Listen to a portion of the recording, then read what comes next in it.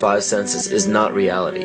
Quantum physics has shown that space and time are illusions of perception. Therefore, our bodies cannot truly be a reality if they occupy this space. Ernest Rutherford performed an experiment in Manchester that revealed to him the shape of the interior of an atom. Scientists were shocked to discover that the atom is almost entirely empty space. The question then became, how could this empty atom possibly make the solid world around us? Our true consciousness does not exist in our brains or in our bodies.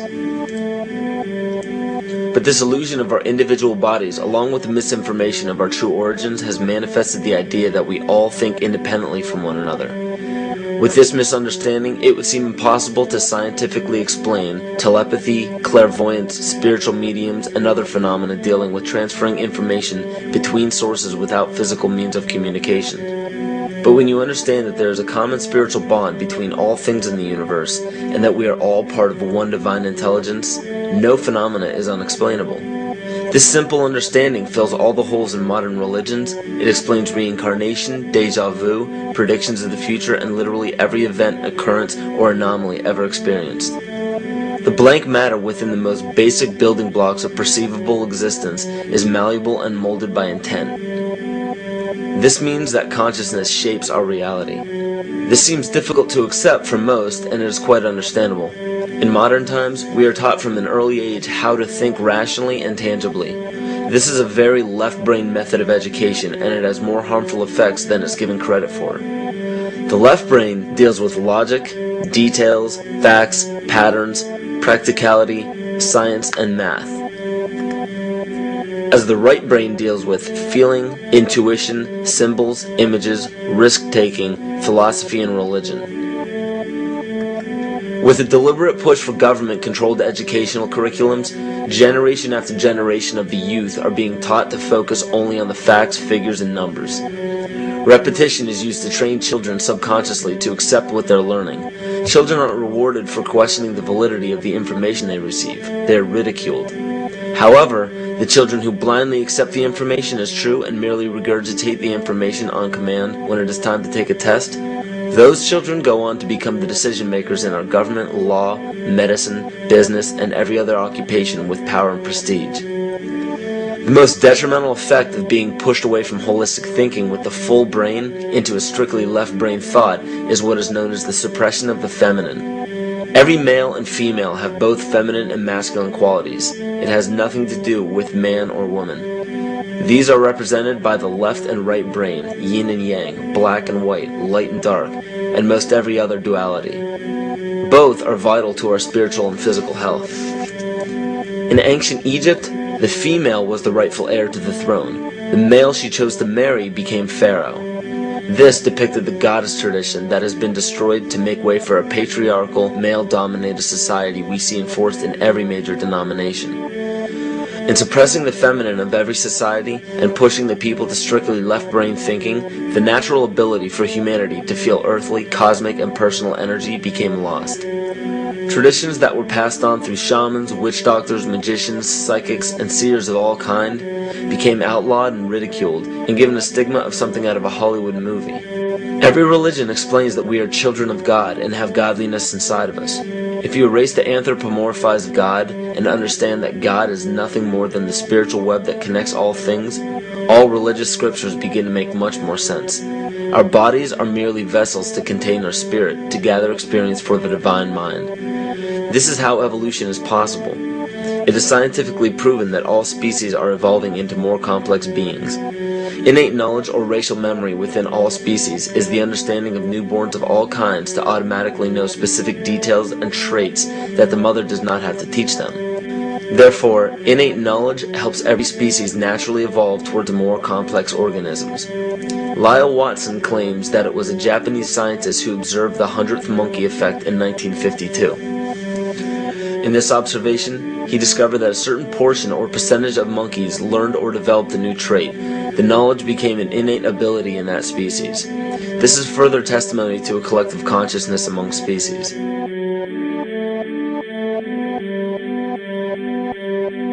Everything in existence has a natural vibration to it, from our atoms all the way to the vastness of the universe. To show a simple connection between the earth and our bodies, take a look at our body's harmonic focal points, better known as our chakras. Just as there are harmonic focal points on the guitar string, there are locations within our body where our vibrations culminate. In Eastern philosophies, these 7 chakras are used to bring health and balance to the physical and spiritual body. Our Earth also has 7 chakra points at equally distant locations from one another. There is 1 chakra point on each continent. The root chakra is in Mount Shasta, California. The sexual chakra is in the Isle of Sun, Lake Titicaca in South America. The solar plexus chakra is in Uluru Kata Juta in Australia. The heart chakra is in Glastonbury or Shaftesbury, England. The throat chakra is where the Great Pyramids of Giza in Egypt are. The heart chakra is at Kuhe Malak Sia in Iran. And the crown chakra is at Mount Kailas in Tibet. Scientifically, this is explained because at the core of our Earth there is a molten iron crystal that resonates at approximately 7 Hertz. There are energy vortexes all over the Earth where electromagnetic energy emanates. There are also several vile vortices surrounding the equator where strange anomalies occur, such as radio and compass malfunctions, as well as plane and ship disappearances. You may have heard of a few of these. So the intangible parts of our existence, such as emotions, are part of the true reality of higher consciousness. If emotions are part of a realm that we cannot experience with our 5 senses, then how is it that we are all aware of our emotions? What most people believe to be emotions are not truly the emotion itself. What we are experiencing is the physical manifestation of these emotions. Anger causes disturbance in the psyche, which manifests itself in the ego. These manifestations cause the heart rate to increase, body temperature to rise, and spawn many other physical traits that signify anger. Just as music from the radio is a physical manifestation of an intangible signal, our experience of emotion is the physical manifestation of an intangible signal as well. It has been shown that our emotions have a vibratory frequency to them. Furthermore, there are only 2 emotions that humankind experiences: fear and love. All other emotions branch either directly or indirectly from these 2 emotions. Fear has a long and slow frequency vibration to it, while love has a very rapid and high frequency. To show that vibration is the very foundation of existence, Hans Jenny developed what is known as cymatics in the 1940s to show that when vibrations of sound are passed through a form of media, there is a set pattern that will follow. When the frequency increases, the media develops into a more complex pattern. This is precisely what is happening to our Earth and to humanity. There are 64 possible codes of amino acids in our DNA structure made from 4 elements: carbon, oxygen, hydrogen, and nitrogen. By any means of logic, we should have all 64 codes activated within our DNA structure. Yet we presently only have 20 active codes. And of these 64 possibilities, it appears that only 20 of these codes are turned on right now for us, the 20 amino acids. There is a switch that turns off and turns on where those coding sites lie, and that the switch for that turning off and turning on is what we call emotion. And this is the first time that we've ever seen the patterns of emotion directly physically linked to human genetic material. Well, fear is a long, slow wave of emotion. So this wave of fear is a long, slow wave and touches relatively few sites on this DNA. So an individual living in fear is limited to the number of antennae that they have available to them, whereas an individual living in the pattern of love, this is love. In DNA, you can see it's a higher frequency, shorter wavelength. We have many more potential sites for coding along that genetic pattern. This information, this is amazing. This is the first time we've ever had a hard digital link between emotion and genetics. This is important to understand because another researcher named Vladimir Popanov measured tiny particles of light called photons inside a vacuum tube. The photons were scattered as expected. A sample of DNA was then entered into the vacuum tube and they measured the photons again. They found that the particles of light aligned themselves along the axis of the DNA. Then, as they removed the DNA sample, the photons remained aligned to the same form of the DNA even though no DNA was present. This is what is known as the phantom DNA experiment. Science has now bridged a very important gap between physical and ethereal, or spiritual. Our emotions directly affect the structure of our DNA, which directly shapes the physical world we experience every day. So the messages left by the ancients that we've explained here were more than just prophecies about a one-world government or a new world order. We now understand why the study of the heavenly bodies were so important. The rotation and orbit of all that makes up our universe serves as a clock to map changes and transitions. This helped the ancients understand that the change of the heavenly bodies were a mirror to the changes of all existence. December 21st, 2012 is simply a natural transition from one form of energy to the next, the transcendental evolution of man. This date is what's known as 0 point. Our sun, as well as our planet Earth, is losing its magnetic field as the Earth is slowing in its rotation. All the while, its base resonant frequency, also known as the Schumann cavity resonance, is increasing in accordance with the predictable sequence of the Fibonacci theory. At a cellular level, our bodies respond to an electromagnetic pulse. The ancients called this the sacred circuit. The cells receive this pulse from the brain, which receives its pulse from the heart, which receives its pulse from the earth. This pulse comes from the solar system, which from there comes from the galaxy, which ultimately comes from our entire universe. We literally share a pulse with all of existence. Yet another example of everything being one. For as long as scientists have been recording the Earth's pulse, it has remained at approximately 7.8 cycles per second. This was a constant fixed number until 1986 into 1987. It rapidly began increasing to about 9 cycles per second in 1996. So in one decade, it increased by about 2 cycles per second. By 2012, this pulse will be right around 13 cycles per second, just as the Fibonacci theory indicates. What does this mean for humanity? Just as cymatics has shown that higher frequencies result in more complex patterns, we are now experiencing the beginning of a major shift in both physical and spiritual vibration. It's difficult to understand what exactly will happen to our physical bodies, but ancient scriptures, pagan and monotheistic religions, mystery schools, and secret fraternal orders have all given indications as to what this experience will be like.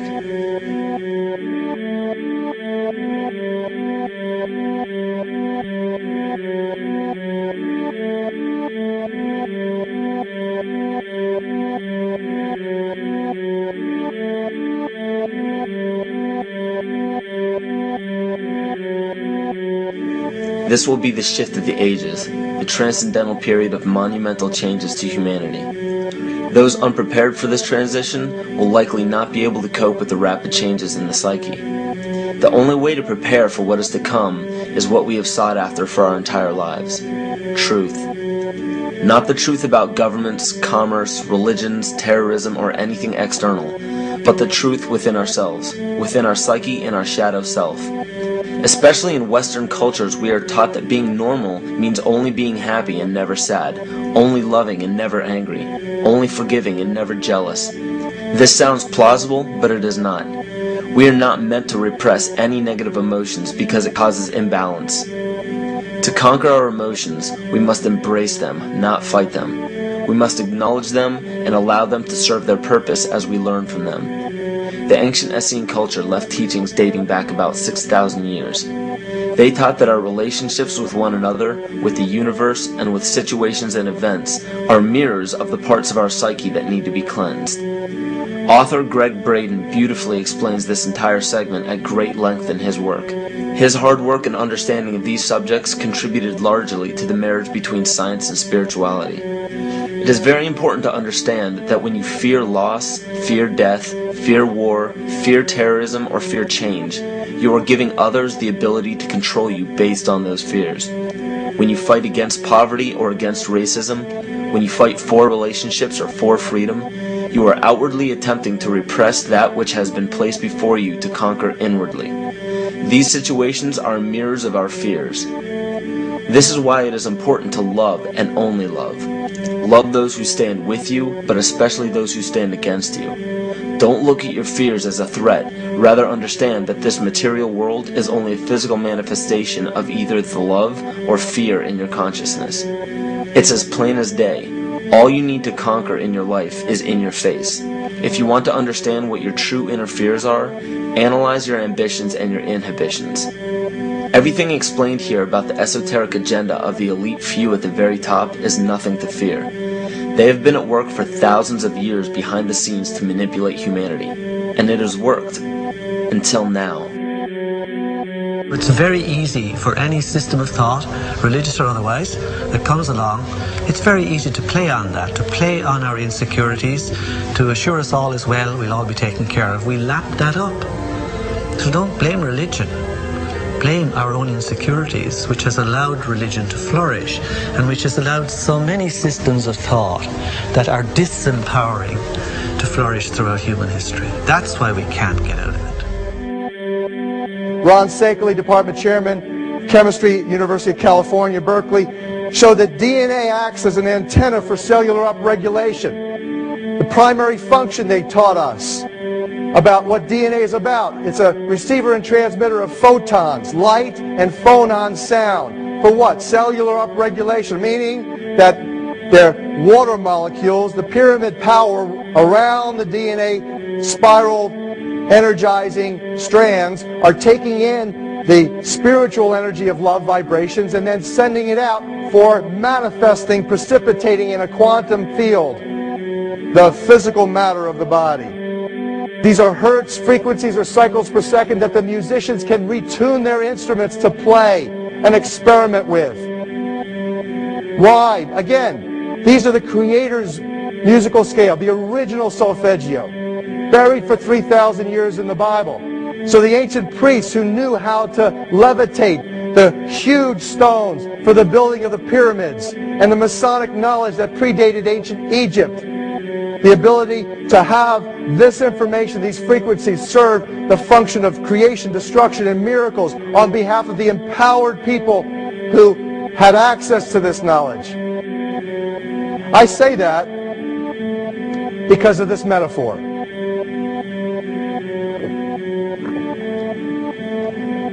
This is the difference between the power of our Creator and anything else, particularly evil. That you can go into a pitch black room full of evil, full of darkness, and light a little candle, and instantly that darkness flees. But you can't do the opposite. You can't go into a well-lit room full of truth and wisdom and righteousness and joy and health and harmony with the universal power. You can't take any amount of darkness and go into that well-lit room and have any effect whatsoever. That is the metaphor which I frequently think of when I think that I'm not empowered. It is the greatest lesson for me, and I think for everybody else, to know that we're on the winning side and that we win in the end.